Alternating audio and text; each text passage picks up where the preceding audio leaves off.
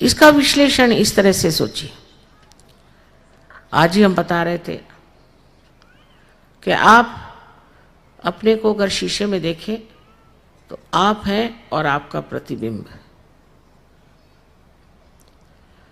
और आप जो देखने वाले हैं और जो दृश्य है, इसकी जो क्रिया है, ये तीसरी स्थिति है।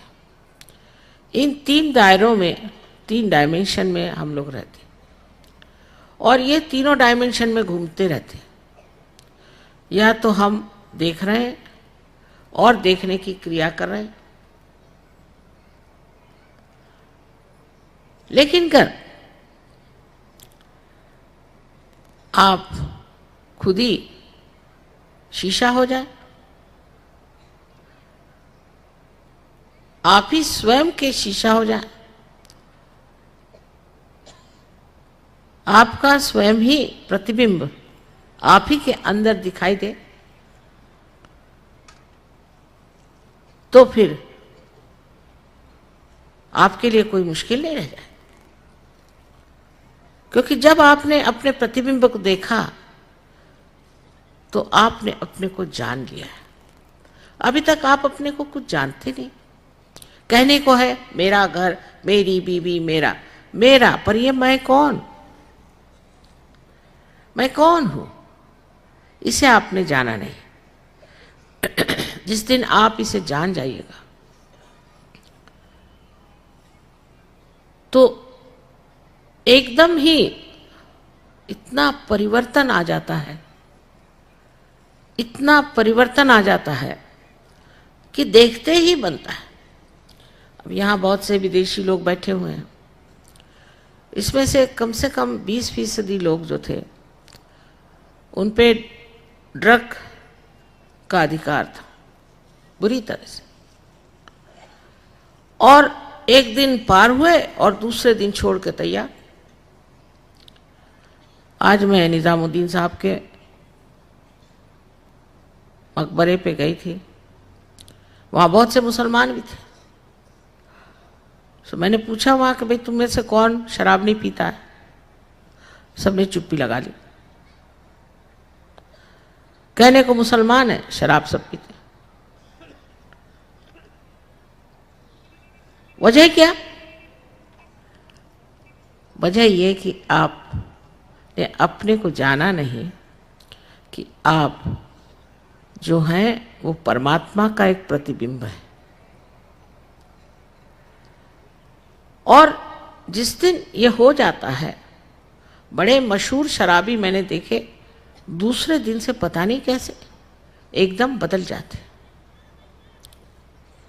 क्योंकि मैं क्या हूं, मेरे बारे में मुझे कुछ कल्पना ही नहीं, मुझे अपने प्रति कोई सम्मान नहीं है, कोई आदर नहीं है। क्योंकि मैं कितना गौरवपूर्ण हूं, मेरे अंदर कितनी शक्तियां हैं, परमात्मा ने मुझे कितनी सुंदरता से संजो कर बनाया है, इस बात का जब आपने को पता ही नहीं है तो उसकी हम कदर ही नहीं करते।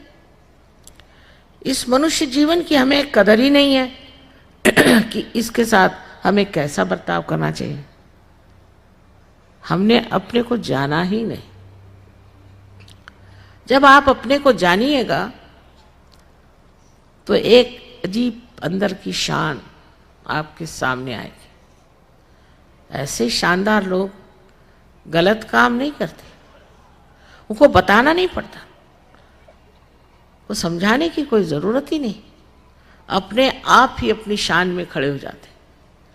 और फिर उनके सामने कुछ छोटी छिछली उथली बातें नगण्य है बिल्कुल, उसे वो देखते भी नहीं, उस और उनकी नज़र भी नहीं जाती, और उन्हें इन सब चीज़ों से घिन से आने लग जाती, घिनौनी हो जाती हैं जो चीज़ें जिसमें वो एक बार पूरी तरह से डूब रहा था। ये कमाल है, क्योंकि हम अपने को जानते नहीं, अपने से अनभिज्ञ हैं। जिस सौंदर्य में हम ढले हुए हैं और जिस महात्म्य से हमें परमात्मा ने रंगाया हुआ है। इसको न जानने के कारण हम अपने को मिट्टी से भी बदतर समझते हैं और इसीलिए हम अपने शरीर के साथ इतनी छलना करते हैं, अपने मन के साथ इतना बैर धरते हैं और अपने बुद्धि को भी हम ताक पे रख देते हैं। लेकिन इन सब को जोड़ने वाली शक्ति, इन सब को आह्लादित करने वाली शक्ति, प्रकाशित करने वाली शक्ति हमारे ही अंदर त्रिकोणाकार अस्थि में बैठी हुई कुंडलिनी है। अब इस कुंडलिनी के बारे में सबने कहा है। कबीरदास जी ने कहा है, नानक साहब ने कहा है, आदि शंकराचार्य ने कहा है, बाइबल में भी कहा है, कुरान में भी कहा है। हर जगह इस कुंडलिनी का उल्लेख सा है और कहीं कहीं काफी विशद रूप से बताया गया।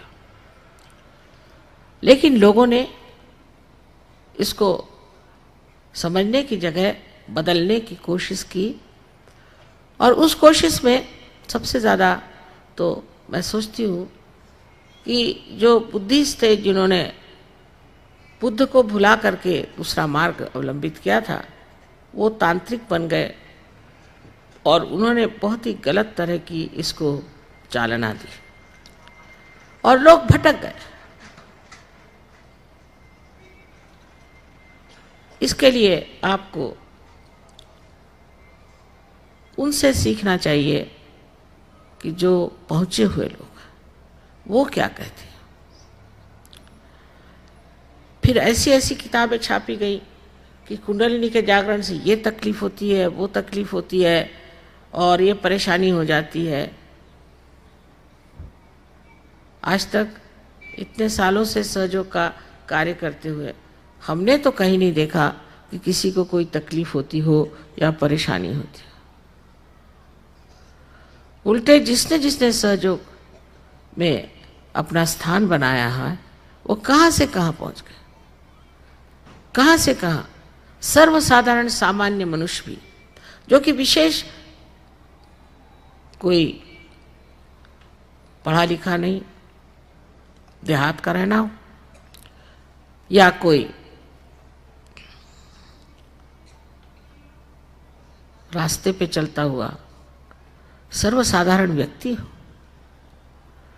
सबके लिए कुंडलिनी का कार्य हो सकता है।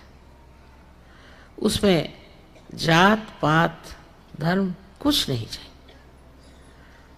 हाँ, अगर आप धार्मिक हैं, आप वाकई में धर्म के मतलब समझे हैं और अपने जीवन में आपने धार्मिकता रखी, आप नेक हैं, तो कुंडलिनी का जागरण और भी आसान हो जाता। और नहीं भी हो, कैसा भी इंसान हो, आश्चर्य की बात यह है कि आज तक जो सहज में आए कोई भी खाली हाथ नहीं गया। सबसे तो कमाल मुझे रशिया की लगती है, जहाँ भगवान का नाम लेना भी पहले ज़माने में एक गुनाह समझा जाता था। और आप आश्चर्य करेंगे कि एक एक प्रोग्राम में 16,000 से कभी लोग कम नहीं आए और हर आदमी जो है वो पार हो जाता है। तो दोष कहाँ आ गया? इस योग भूमि में जहां पर कि इतने बड़े बड़े साधु संत सब हो गए, सो यहां पर किस चीज का दोष आ गया है कि रशिया जैसे यहाँ लोग हमें नहीं मिले। अब धीरे धीरे मिल रहे हैं, ऐसा नहीं कहेंगे, लेकिन वहां तो पहुंचते ही साथ हजारों की तादाद में खड़े थे सब। उनमें हमें क्या फर्क है? हम लोग तो इतना जानते हैं धर्म के बारे में और बचपन से पढ़ाया जाता है, सिखाया जाता है। मंदिरों में, मस्जिदों में, गुरुद्वारों में हर समय हम जाते हैं और ये होते हुए भी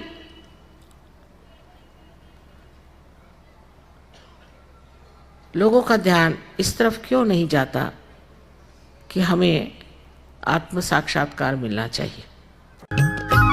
सब्सक्राइब कीजिए कुंडलिनी जागरण को और प्रेस कीजिए बेल आइकन को, जिससे कि आपको मिल सके हमारी लेटेस्ट वीडियो सबसे पहले।